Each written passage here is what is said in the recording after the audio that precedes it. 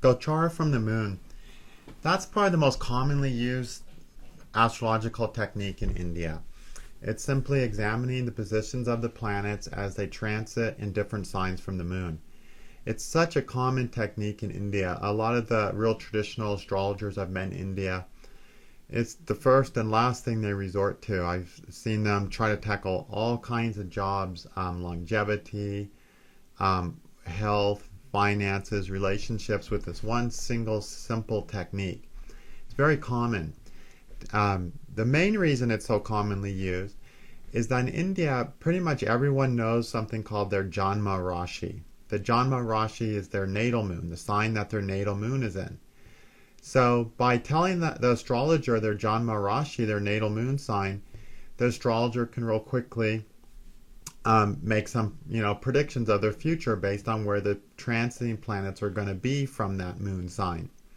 I've even seen palmists in India who they, when they hold the person's hand, they ask them what their moon's Rashi is, and the person tells them, and then they, in their heads, they start working out where Saturn and Jupiter will be in a few years from their natal moon, and through that start predicting times of prosperity and adversity to them, all just with this simple technique. With that said, it's not the most accurate technique, and you really can't expect it to be the most accurate simply because it's such a simple technique. We're just dealing with one factor, planets transiting from the moon. But you'll find when we start looking at some examples here that it is a very valid and useful technique that can be used in an isolated fashion when you don't have any other recourse, and which also has a great advantage of that it's a good technique to use when you don't know the birth time. Even when you don't know the birth time, you'll still usually be able to figure out the sign, the Rashi of their moon, and that's all you need to start using this technique. So the reason I have this video in the Ashtaka Varga section is because the places where planets are in good or bad places as they transit from the moon is the very same as the Ashtaka Varga system. The Ashtaka Varga system basically takes the Gochar from the moon and adds to it transiting or Gochar positions of all the other planets from all the other planets as well. So we're not just looking at Saturn from the moon with Ashtaka Varga. We're looking at Saturn from Sun, Saturn from Mars, Saturn from Mercury, Saturn from Jupiter, and so on. Yet still, this technique of looking at the transits from the moon has been singled out as a widely used technique. And the reason is beyond the fact that it is so simple and the fact that people in India know their Janma Rashi, their moon sign. It's the most important part of Ashtaka Varga. The most important planetary positions in transit are taken from the moon. They're the ones that the person's going to be able to relate the most to and identify with the most, and which do have thereby the largest prediction influence as well. So it is the single most important transits from all the Ashtaka Varga transits are the placement of the planets from the moon. But you'll have more accuracy if you include all of Ashtaka Varga. But still, this is a great technique that everyone should learn. Why is the moon so important? Well, ultimately, we have things the way we have them in our life because of how much effort we put into it. How focused we are into it, how mentally we're into it. When you're really focused mentally on something and you just put all your mental passion into it, it always sort of comes together. And when you're just sort of so-so about it or indifferent about it, it kind of fades away. It's really a lot of the success we have in life has to do with where our mental focus is. And as planets transit from different places from the moon is backing those planets and helping them be productive, or it sort of just doesn't care about those planets and is letting those planets go, or even sort of wants those things to fall apart. If you look at your life real closely and you see how things have gone, you can really see how your mood about the thing determined the outcome. Now you might say, well, I really did want that, but if you look a little deeper, you'll see your mood and other thoughts and desires were interfering with that clear strain of thought that really makes something pop into place. And of course, lots of times we want to have our cake and eat it too. We want something, but we want it on our terms, and we're not willing to adapt. And therefore, then we lose it. Well, the moon is also the planet of adaptation. So when planets are in good transiting places from the moon, what we want from the thing, we're able to adapt to what the environment has to offer and end up feeling good about that thing and then make a success of it. When the planet's in a bad house from the moon, either it's something we don't really want when it really comes down to it, it's really not what in our heart, and we sort of let it disappear on us, we let it fade away, we let it fall apart, or we want it, but we're not willing to adapt to the situation. Okay? We're not willing to work hard enough. We're not willing to treat that person well enough. We're not willing to do what it takes. We're not willing to adapt to the situation. And while the truth is, if we're mentally really into wanting something, and if we're willing to adapt to the situation as necessary, there's nothing a person can't have in life. And that's a simple truth. Anything we don't have in life is simply because either A, we really don't want it. When it comes to all the pluses and minuses, we choose no. Or we're not willing to do what it takes to get that thing. When on planets from the moon, when they're in good positions, we do what it takes, we adapt as necessary, and it's something our heart really is yearning for. So we really want it to work out. When the planet's in a bad position from the moon, we let it fade away, we let things drift. It's really not our heart's desire. Or we want our cake and eat it too. We want that thing, but we're not really willing to pay for it or adapt to it. Okay? And that's a very childish, immature behavior. Okay? That's, people with that behavior don't get anywhere in life. So, as the planets move through their positions from the moon, we are going to have more or less of that going on in our lives. Okay? And as planets transit from good or bad positions from the moon, something that we felt good about can all of a sudden shift until we don't feel that good about it. Okay? So we'll get into some actual examples here, but what you want to keep in mind is that the moon empowers the planets when they're in good positions to it to succeed because our heart's into it, our minds are focused on it, and we're willing to adapt and do what's necessary.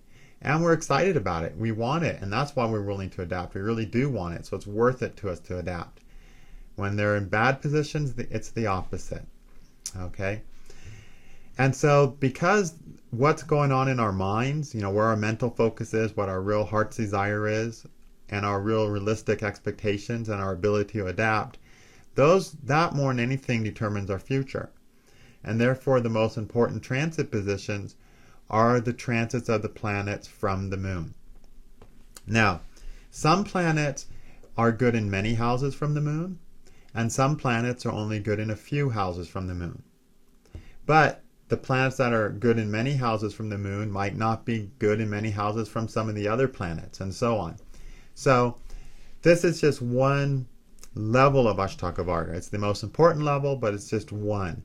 So you won't be able to judge a planet fully this way, but you'll certainly be able to judge it in the context of how the person themselves is backing that planet, which is the single most significant thing about that planet producing for them or not. So the sun, right here we have a little table, okay?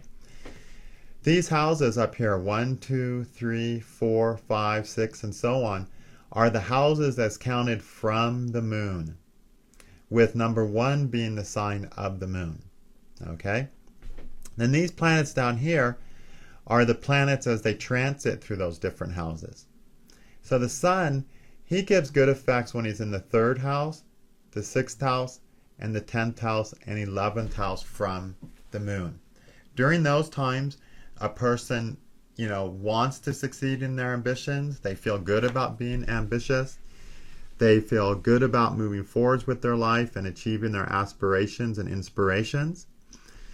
They're willing to, they feel good about being consistent and making the sacrifices they need for the sun to be successful for them. And successful means being anchored in life in a solid, consistent, steady path, which is what the sun wants. The sun wants that congruity of life that creates a foundation for everything else in life. And when the sun's in the 3rd, 6th, 10th, or 11th from the moon, we feel good about developing that. When it's in other places from the moon, we get lazy about doing that. We want to go play, and we don't want to be focused and consistent and steadfast. We want to be our typical little fickle nature, which is, the nature of the moon, is to be changeable and fickle and things like that. The sun wants that consistency, and the moon only feels good about being that consistency and steadfastness when the sun's in the 3rd, 6th, 10th, and 11th from the moon. Then the moon is in good places from itself, which is over here, when it's in the 1st house from itself, the 3rd house, the 6th house, the 7th house, the 10th house, and the 11th house. During those times, we feel good about adapting. We have an easy time adapting and adjusting to, what the environment requires us to adapt to in order to succeed in what we want to succeed in. We feel better about ourselves and life in general during those times when the moon is going through those points. Generally, our ego gets validated. If it gets devalidated, or if it gets hurt, we're usually able to adjust and learn from it more readily, and adapt to the situation that hurt us. So those are more comfortable, enjoyable times when the moon is moving through those positive houses. When he's moving in bad houses from ourselves, a person has a harder time adapting to any and all situations. They tend to be more moody. They can't adjust to what's required of them, and they usually are just a little more, feeling a little more sluggish and not as gung-ho about their lives. So it's sort of that natural up and down cycle that we go through in a 1-month time period. From the moon's going to transit all 12 signs in 28 days. So those are relatively just mood swing transits, okay? The sun, however, will be in a good place from the moon. It takes a whole year to go through all 12 signs for the sun. So that can help us see some ups and downs in months of the year when we look at the sun, okay? Now Mars is only good in a few places from the moon, in the 3rd, 6th, and 11th. So in the 3rd house from the moon, Mars is ready to act. The moon is ready to put will and energy into solving problems. Mars is the planet of solving problems. Anytime we have a problem that's fixable or a challenge that can be overcome, we whip out Mars. When Mars is in 3, 6, and 11, that's when the moon feels good about that. That's when the moon's excited about that and feels like pushing or fighting. In other places, Mars in other places from the moon doesn't get that oomph from the moon. The moon is not into it. Mentally doesn't want to go out and wage war, fix the problems. It has to force itself to get the car fixed. It has to force itself to do the yard work. It has to force itself to, paint the house or whatever. Humans are naturally lazy. We like to lay around and enjoy life. And Mars is the planet of exertion and overcoming difficulties. So you can see why it's only in a few places from the moon that people really feel really good and excited about doing that. Mercury is good in the 2nd, 4th, 5th, 8th, 10th, and 11th from the moon. So in 1, 2, 3, 4, 5, 6 places, half the time Mercury's doing great. Mercury's the planet that sort of pulls everything together into a nice, neat package so you can pull it off. Mercury rules all those skills required to pull a project off or to make something come together. And because that, he's a really important planet in anything we do. In the end, we have to pull it all together, and it's Mercury that does that. So when Mercury is in a good place from the moon, juggling all those many things, pulling all those strings to make everything pop into place, feels easy, natural, and we feel good about it. We're attuned to that, and we pull the right strings. And, we're willing to work on that project. When Mercury's in a bad place from the moon, it feels more drudgerous to go, I have to do this, this, and this to make this work, blah, You know how anything you do, you have to get everything together. Let's say you want to paint. Like, any artistic thing is ruled by Mercury. Mercury is that planet of skills and talents. So say you want to paint. You got to pull it all together. You got to get your paints out. You got to get your brushes out. You got to prepare, say you're an oil painter, you got to prepare your palette. You have to get out your canvas. You have to prime your canvas. You have to get all these things together. You got to get your subject matter. So there's so many things that go into that painting. When Mercury's in good places from the moon, he's happy to do all those things. He's happy to get the canvas, nail it to the wood, slap the primer on it, mix the oil paints, and so on. He doesn't, and then when he's done, he doesn't grudge over having to clean the brushes and clean the palette with, thinners and all that toxic material. He's happy to pull everything off. But when Mercury's in a bad place from the moon, then it feels so drudgerous. Yeah, I want to paint, but dang, I don't want to get out, I don't want to prepare a canvas, so I think I'll go watch TV. Okay, that's sort of the attitude of Mercury. Same with business. Anytime a person does business, they have so much they have to do. So they have to do a promotion at work. They got to call the ad agent. They have to do the artwork. They have to, write the article. Think about, how much they want to sell the items for, what discount they want to make. So all this thought and energy has to go into pulling off this sale. When Mercury's in a good place from a moon, a person feels good about that and they easily pull it together. When it's in a bad place from the moon, a person, it just feels like such drudgery to have to do that stuff. And oftentimes a person will be required to do something when Mercury's in a bad place from the moon, or when some planet's bad place from the moon, and we won't do as good of a job during those times. The ad campaign won't go as well when Mercury's in a bad place from the moon, because our heart's not into it, and it feels sluggish instead of flowing. We won't fix the car as well when Mars is in a bad place from the moon as when he's in a good place from the moon, because we really don't want to be underneath that car. So we cut a few corners and just get it to run. Okay? So we'll oftentimes have to do things when planets are in bad houses from the moon, but at those times, because our heart's not really into it, we won't be doing as good of a job. Okay? Jupiter's good in just 1, 2, 3, 4, 5 places from the moon. In the 2nd, 5th, 7th, 9th, and 11th places from the moon. A lot of people think because Jupiter's a benefic, he's going to be good in all places from the moon. That's not the case, though. He's only good in 5 places, which puts him in bad places 7 times. So he's more often than not, Jupiter's not in a good place from the moon, believe it or not, okay?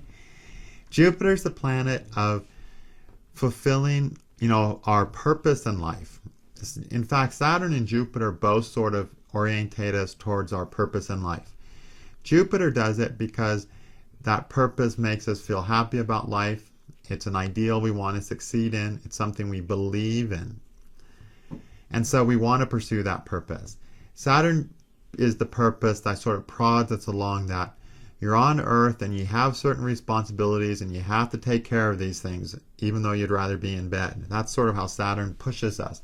But Jupiter draws us forward by showing us the gold and the rewards of our purpose. I'm going to do this and I'm going to be happy.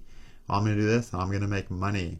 I'm going to do this and it's going to be so helpful to the world. Whatever it is, Jupiter gives us that sort of excitement about doing something. It's the carrot that pulls us forward, where Saturn is the prod that pushes us forward. And between the two of them, they kind of get us down the path of life.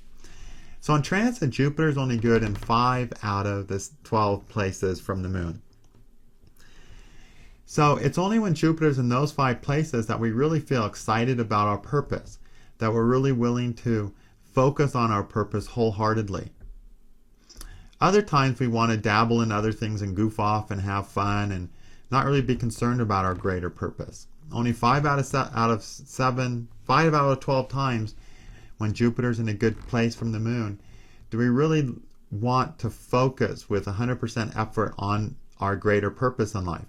And that also includes our greater spiritual life. Okay?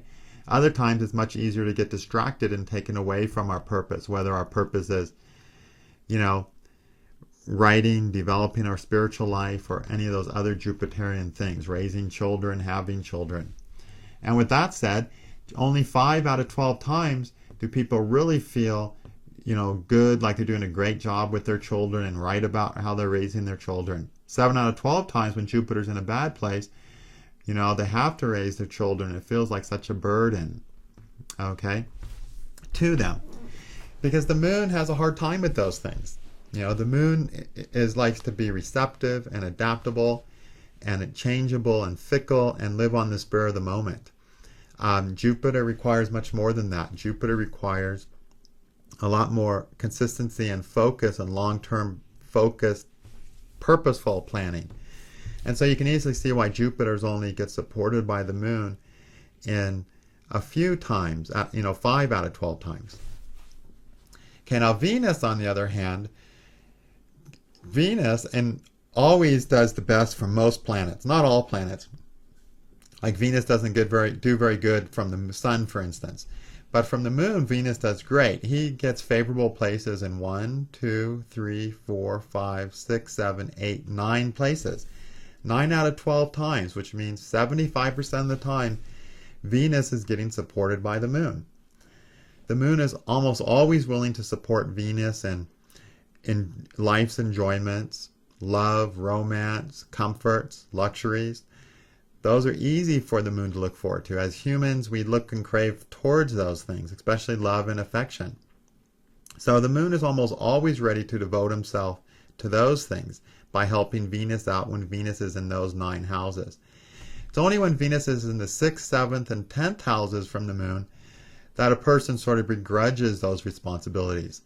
In the 6th house from the moon, Venus can make a person feel like they have to pay their dues. They have to do something for their spouse they wouldn't normally do, but since they're married, they do it anyway type thing, where they sort of have that debt or that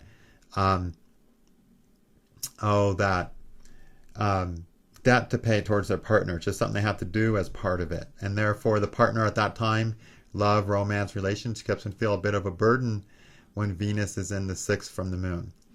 In the 7th from the moon, relationships can be frustrating because a person may have desires that can't be fulfilled. And so Venus isn't really happy there. He's not contented when he transits the 7th from the moon.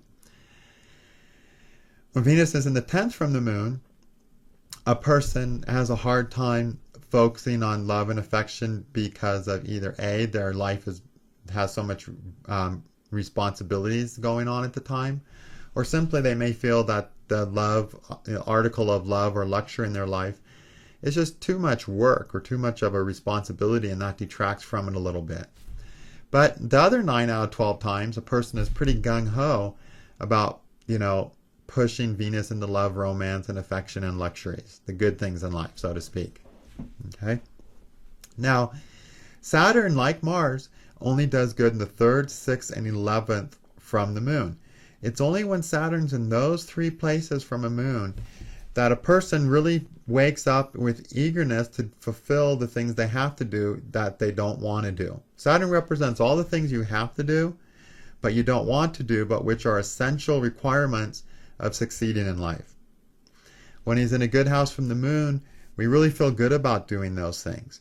And therefore, the hardest part of our work feels enjoyable.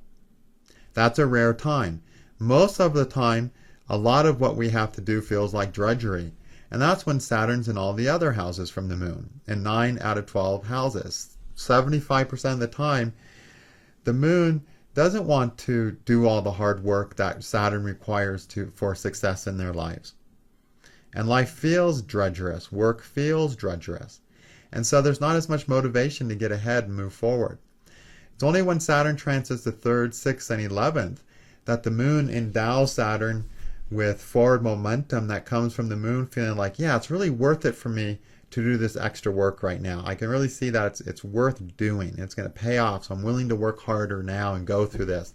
It's such a good opportunity. But in other houses, it doesn't feel like a very good opportunity. It just feels like a responsibility that they have to do, that if they can get out of it, they will. And therefore, they won't have the degree of success when Saturn's in those other houses from the moon.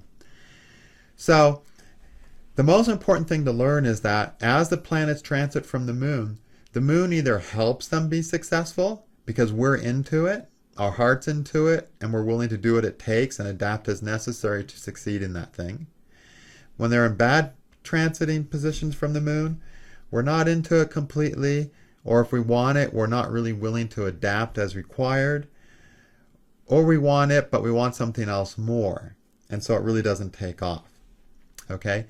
And Gocara from the moon's the most important of all the placements because it's our heartfelt focus on something and our ability to adapt that determines the success we have with anything we touch more than any other factor out there. Okay?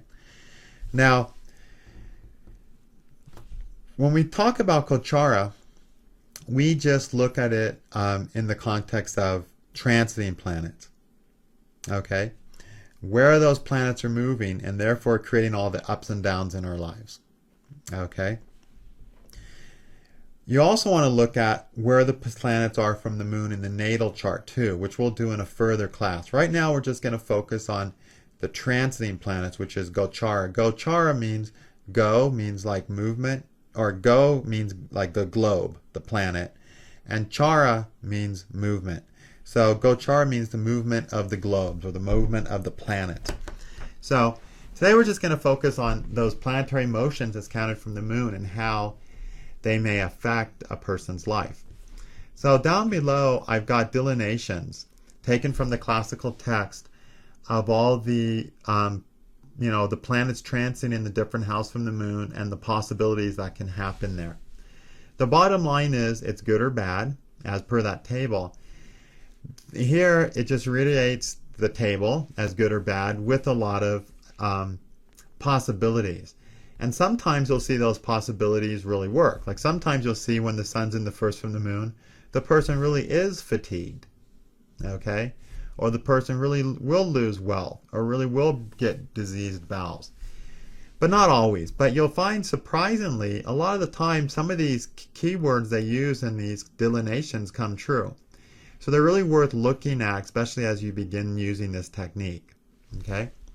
Now, in some planets, you'll see something like in Sun in the third from the moon, it gives a good result. But then it says if there's a planet other than Saturn in the ninth from the moon, the good effects of the sun in the third from the moon are obstructed. Well, don't worry about those italics just now. We'll get into that at a later point. Okay? We'll have another video on that in probably next week or something. So for now, don't worry about the italics down here as you use those delineations. Okay? And I'm not going to go over those delineations. I'm just going to get right into the technique with some examples.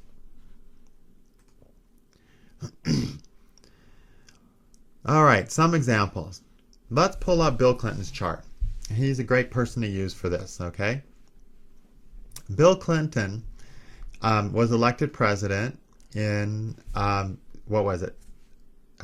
November 3rd, the first Tuesday of November, 1992. And these are the transits for November 3rd, 1992. And here's his moon in Taurus. In fact, we could pull those transits up right here. It might be a little easier to see. So his moon's in Taurus. So we want to look at all those moons from Taurus here. So from Taurus, that point, we see that Mars is in the third. Favorable. Okay? And we could tediously go through and look at where all these planets are and decide if they're good and bad. But that's sort of hard. So what we're going to do instead, we're just going to go over to screens and go to Transits Calendar. And here we have a timeline for the month, year 1992, the month, let's change it to November here, November 1992. The election day was Tuesday the 3rd. And here at a glance, we can easily see which planets are in good or bad houses from the moon. Okay? First of all, the silvery planet is the moon. It's in a good place from itself. Well, that's important on election day because the moon has to do with your charisma and your public appeal. You have to feel worthy of the public's love on charisma right before the election, or they're not going to vote for you. If you show up looking at your feet and looking discouraged, they're not going to vote for you. You need to show up with a lot of charisma, a quality of the moon. So moon is in good place. Mars, this red bar, is in a good place from the moon. While that always helps or in any competition, And that, of course, would give Bill Clinton a lot of energy and drive to win the election. Mercury is in a good placement. That's great. That helps a person speak, pull everything together, pull the campaign together so it all pulls off into a nice little package. And finally, Venus is in a good position from the moon. You know, Venus usually is in a good position. So Venus gives diplomacy, gives a feeling of comfort to other people, helps it easy for you to look relaxed and comfort and not stressed, which is a great thing. Would you vote for a candidate like look nervous and stressed? You wouldn't. You want to vote for someone who looks, relaxed, and Venus will help give them that quality. But you can basically see the point is he's got 4 planets in good Gocara positions at election time. He's only got 3 bad ones, the Sun, Jupiter, and Saturn. Okay? Overall, election day is a better day than its worst, though. Now, it's really interesting that he has both destiny planets, Jupiter and Saturn, the slow-moving planets in bad places from the moon. Jupiter and Saturn in bad places from the moon during election time. Okay? I want to go back to the main screen. Now, from the moon in Taurus, Saturn was in the 10th house. Okay? Doesn't get a point there. I just wanted to check what house it actually was in. I'll go back to that screen. Oops. Go back to the calendar. So Saturn and Jupiter, the planets of destiny, are in bad places. Well, that shows that there's a big part of him in that year of campaigning was heavily feeling the drudgery of having to do all this work and would have been wondering if it was all going to be worth it. Jupiter was in the 6th house from the moon. Again, Jupiter there, he was wondering about how really beneficial this was going to be in his life, how much purpose he would succeed in. And that really shows that there was a lot of pressure upon him to, behave and think and act in certain ways probably in order to have the campaign that he did. With Jupiter being in a bad place from the moon, that's not the position of just feeling really gung-ho about your purpose in life. He had to compromise in a somewhat of a frustrating way what is he wanted to succeed in order to have the campaign that he did. So you can really see he had to make a lot of compromises on election year about his ideals and what his hopes and aspirations were. And we can see that because both planets of destiny were in bad places during the election. So he really had to push himself to get up and do what he had to do. But towards election time, he had lots of planets on election day in good houses from the moon, and he wins. Let's go back a month, because the election is campaign's a long period. Pretty decent month here. You can see it's at least 50% in the beginning of October. It's better. Look at the end of September. Not bad Gocara positions. Just looking at a glance, how many good planets are above the line and how many bad planets are below the line. And that's pretty good. And when you look at lots of these maps and these timelines, you'll start getting an idea of what's a good period. I mean, this is really nice up here. So we can see that in the months before election, he was putting a lot of heart and energy and positive feelings into really wanting to win the election. And therefore, he did what it took to present himself how it was required in order to win the election, even though his greater sense of purposeness and the hard things he had to do, the hard compromises he had to make indicated by Saturn were certainly frustrating for him during election time. Now let's compare that to his George Bush Sr., who ran against him in that election.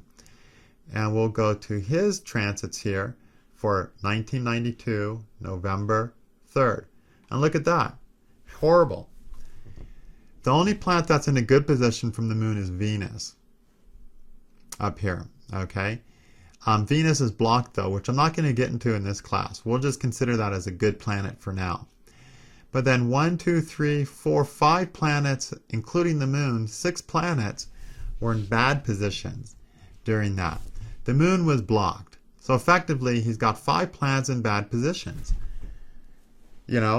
How are he going to win an election when he is dreading winning it that much? And this is a guy who really didn't have his heart into that whole campaign. Look at the period before. Look at the month before the campaign. Look at the second month before the campaign. See how the 3 months before election, even 4 months, 5 months, 6 months, 7 months, 8 months, the whole year almost. A little bit good in January and February, just a little bit. But pretty much the whole year before election time, his heart was not into it. He wasn't gung-ho about it. He wasn't feeling completely willing to adapt and adjust and do what he had to win the election. He approached that election with a strong indication of already losing it in his heart. We look at Bill Clinton that whole year. January is not that good, but it picks up at the end. February is damn good. March is mediocre. April's pretty decent, mediocre decent. May's not great, but June is the really one bad month for him. July, bad to mediocre. August, September, October really pick up. And you can just see how as his year progressed, while he had a tough summer during that campaign, May, June, July, we saw some more troublesome planets.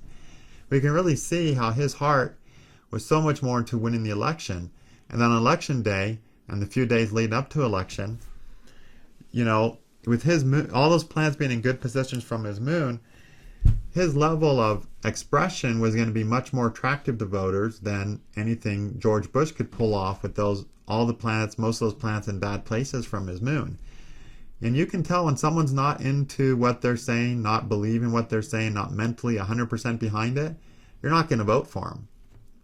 And so Clinton had a lot more charisma going on, a lot more attraction to the voters during that year, and especially the 3 months before the election.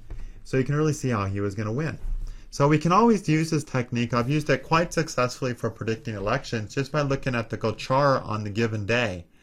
And whoever has a better Gocara from the moon on that day wins the election 2 out of 3 times.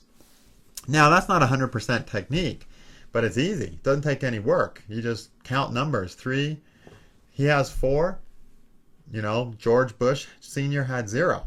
It's a no-brainer, pretty easy. So it's a good technique to use. It works 2 out of 3 times. Now we can get a little more detail. Like we can click on here, and this will pull up a report. I just want to show this so you can use it. This pulls up exactly what is in that handout I gave you. Sun is in the 7th from the moon. Causes wearisome traveling, diseases of the stomach, and humiliation and helplessness. So according to this, he would have been pretty worn out at the time of election. The sun was in a bad place. Moon in 10th from moon confers a position of authority and accomplishments of one's object. Benefit from government. Well, on election day, pretty perfect, right? We can certainly say that came true. Mars in 3rd from moon confers benefit through thieves and urchins, energy, authority, wealth, woolen articles, mineral wealth, and the like. Gain of valuable metals, favor of Subramanya, and the easy destruction of enemies. Well, he did. He smashed his enemy at the time. He smashed Bush. Mercury in 8th from the moon. The native will have gain, success, children, clothes, money, and skill that bring joy to their heart. Victory, mental peace, and increase of learning. Okay, sounds good. Victory, mental peace, success, gains. Jupiter in the 6th from the moon. Even the wife's bright face, bright with the tilaka, will not please the native's heart, nor will the forest that resounds with the notes of peacocks and cuckoos and looks wonderful by the frisking of the fawns. Tendency to feel unhappy even though having everything to make one comfortable.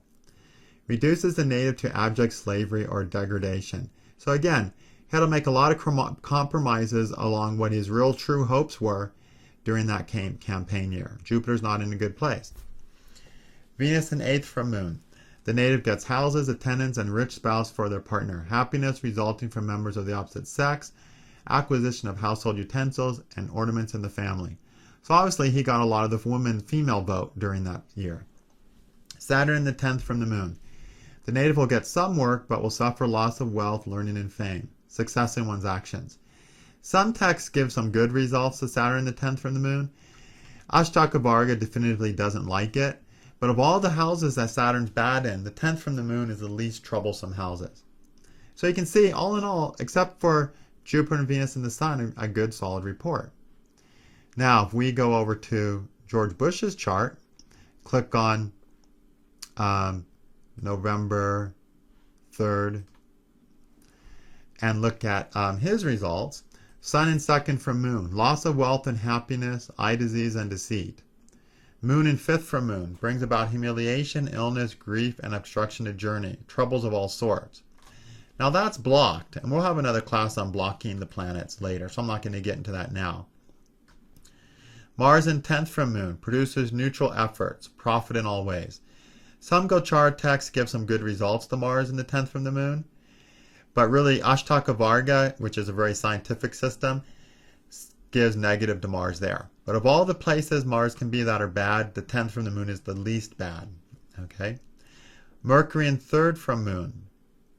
One will have new friends, will be afraid of the king and enemies, and will run away as a result of their own wicked deeds. So not ideal. Jupiter in 1st. The native will lose their wealth, intellectual clarity, and position, will also have quarrels frequently. Mental dejection. Jupiter in 1st from the moon sucks? That's a hard one to believe, right? So many astrologers I see, they say, oh, Jupiter's coming to your moon, it'll be good. No. Jupiter is not happy transiting your moon.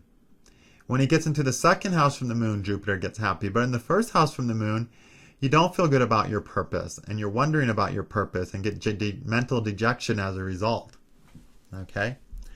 I actually learned the transit technique way back, 1998 or 1999, when Jupiter happened to be in the 1st from my moon.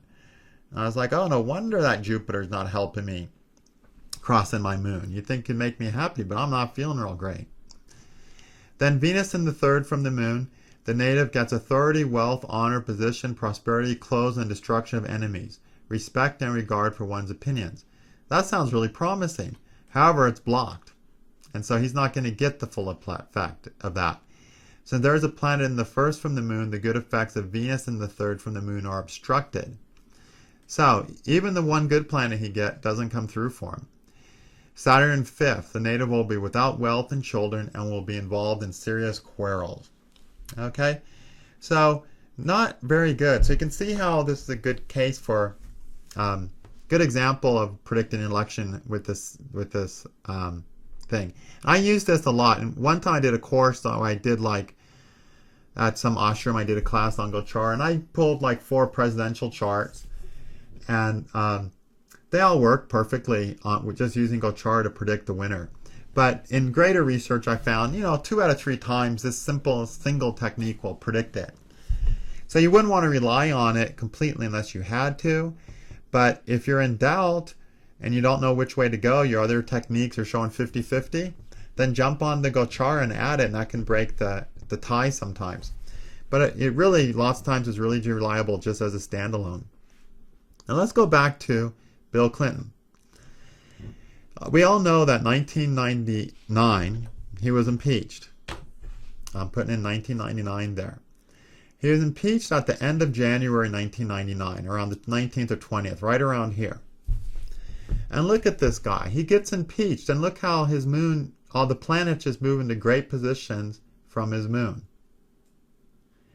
And you see how with those planets in great positions from the moon, the attitude he had during the impeachment, he was gung-ho to survive and get on with presidency, being a president. There was no mental defeat, really. He was gung-ho and ready to go. He was acquitted on the 12th of February. Right here. A pretty good Gocara day. If he had had a defeatist attitude during that impeachment, shown by, all the planets being in bad Gocara, or most of the planets being in bad Gocara during his impeachment, he would have attracted, being removed from office. But, he himself wasn't ready to go down. He believed in what he was doing, people could tell, and so they didn't remove him from office. It's a very good example of how, if our moon is supporting those planets, and it's something that is a heartfelt focus, and we're willing to do what it takes, then we can succeed. Okay? But if we have a defeatist attitude because the planets are in bad positions from the moon, or we really don't care, then people take things away from us and we lose. So Bill Clinton was not going down with this awesome Gocara throughout the entire period. As soon as he gets impeached, look at that, it just booms. He's ready to go. As soon as impeachment, he makes the decision that he's not going to be removed from office, that he's going to survive to continue his presidency. And he did. So you can see it's a great little technique. And with this timeline I built in Natal, it's a nice snapshot way to just look at your ups and downs throughout your day, your month and year. Okay.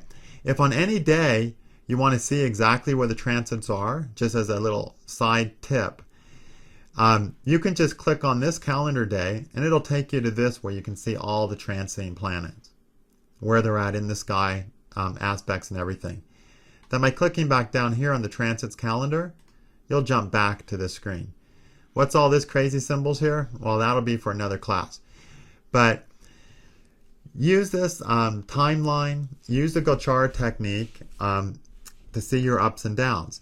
And use the details. Remember that use the details. That means to start with, read these interpretations. Pull them up in Kala and see what the results are. Okay? Every day here is done every half day at midnight and noon. So you can do the first half of the day here to get the report, and then you get the report for the second half of the day, click on this side of the day. Okay? It's basically how that works. Now, and also keep in mind the planets. If a person, keep this table handy. If a person comes in and says, I'm not really happy with my romance right now, check where Venus is. Is Venus in 6, 7, or 10? Then you know they're not happy with their romance because their heart's not really into that person. Their heart's not into their love life. They want it and hoping and wishing it to be different than they want it to be, but they don't have the Venusian ability to adjust and adapt to what the relationship is. When Venus is in a good position from the moon, a person can work with their spouse and may enrich the relationship, but not when it's in the 6th, 7th, or 10th from the moon. At that point, they're lost to know how to boost their relationship or communicate or get what they need out of it. So that's a simple technique. It can be used in a very advanced fashion, though, if you really look at where the planets from the moon and say, okay, the moon is not supporting Saturn. What does that mean? Don't just look at it as Saturn's good or bad, but look at it, okay, the moon's not supporting Saturn, which means this person is not really feeling like doing the hard work that life is requiring them to do. So they're not going to have the level of success that they would have. Mercury is in a bad house from the moon, so they're really not willing to pull everything together, to get all the details together, to make something happen. Getting all the small things together that are required for the bigger picture feel like sheer drudgery to them. They don't want to deal with it. Or Mars is in a bad place from the moon. They don't really want to put the effort and the fire into overcoming what's holding them back or to fix what needs fixing. Okay? And so on for all the other planets. Jupiter in a bad house from the moon. They just aren't envisioning the greater purpose of why something might be worth doing. Okay? The Sun, they just don't feel like it's worth making the sacrifice and maintaining the consistency of effort required for the success. The Moon in a bad place from itself, they don't want to adapt. They don't want to adjust. They don't want to make any changes. Okay, they don't want to reconsider anything. They're just in a bad mood and want to be left alone. Okay, and deal with their own stuff in their own way until they get into a place where the moon's in a good place for themselves, where they'll be ready to operate in the world again. So, pretty simple technique. Use it, try it, and we will do more things with Gocara later, and we'll do much, much more things with the moon's Ashtaka Varga. But this is the first Ashtaka Varga technique. How are the planets doing in the different houses from the moon? That's one level of Ashtaka Varga. Thank you.